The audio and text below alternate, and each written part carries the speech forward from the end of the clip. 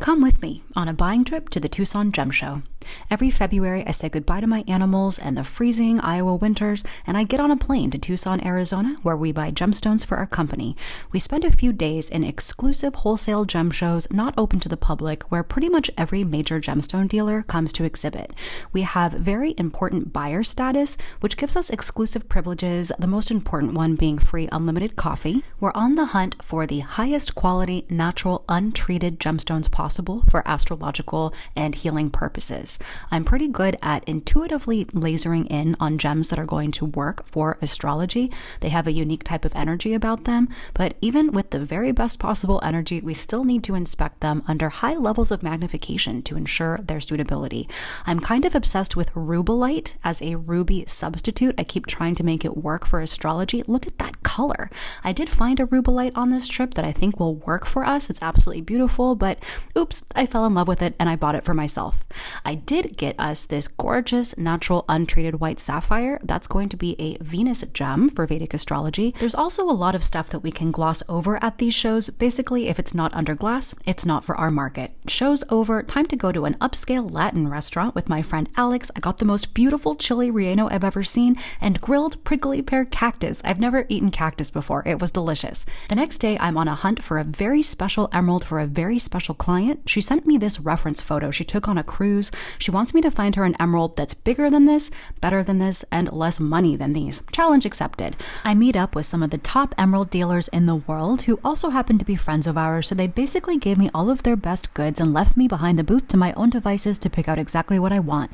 I've selected some premium Colombian emeralds, absolutely beautiful. Unfortunately, they cost about twice what my customer was hoping to spend. Then I found this incredible Zambian emerald with another dealer, and it checks all the boxes for color, clarity, and size. I love it. I'm friends with these guys as well, so they let me take the stone outside for a few minutes to make sure I'm in love with it. I am. The client's in love with it, so the next step is to negotiate on price. This part gets a little bit tense, but we come to a number that we all agree on. Something that I loved about this transaction is that all the vendors involved wear yellow sapphires to strengthen Jupiter in astrology. That was sort of unusual, but it felt like Jupiter came together to make this happen. For dinner, we celebrated with some of the best gem dealers in the business, good friends of ours. That's Amit. He's an incredible buyer. I wound up having a couple margaritas, and I'll admit I haven't been drinking much lately, so they hit pretty hard, but it was a great time. Wound up meeting up with my friend David later that night, and we roamed around downtown Tucson. I fell in love with this cactus in particular.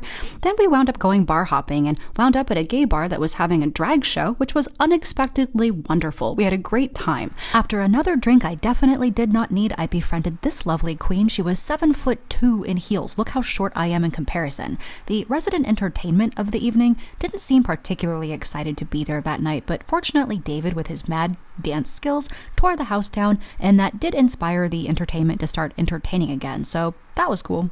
I'll admit that I was a little bit tired the next morning and got to the show later than I should have, but that's where that free unlimited coffee comes in handy, and that saved the day.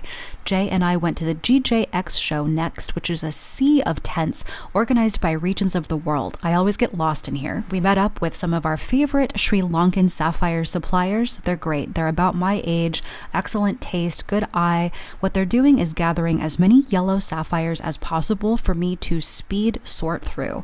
I sort them by ones that I like, ones that I don't like so much. Then I go back to the ones that I like and I inspect all of them under magnification. See this one? It was eye clean, but that fingerprint inclusion in the upper left-hand corner, not for us. I've made notes for Jay on what I like, and now he comes in and negotiates on the prices of those. While Jay's doing that, I visit the Brazilian gem dealers and pick out a couple more gems for stock, and then I am done with this leg of my trip. The next morning, David and I go for a cruise through the Saguaro National Forest. I absolutely love the desert. I love how everything in the desert is not only doing its best to survive, but doing its best to kill you. That's super charming. I'm completely in love with the saguaro cactus at this point. I love how it has the body of a cactus, but the spirit of a tree. Then I take David crystal shopping. He's never been downtown to the gem shows before. Even though I am in the colored gemstone business, I am a hobbyist crystal collector. So I always spend Sundays on gem trips buying for myself. I'm not quite affluent enough to buy any of these massive specimens. This was my favorite this trip, but I always get myself a couple of things that I can fit into my backpack. I took an Uber straight from the show to the airport, and now I'm on my way back home. See you next year.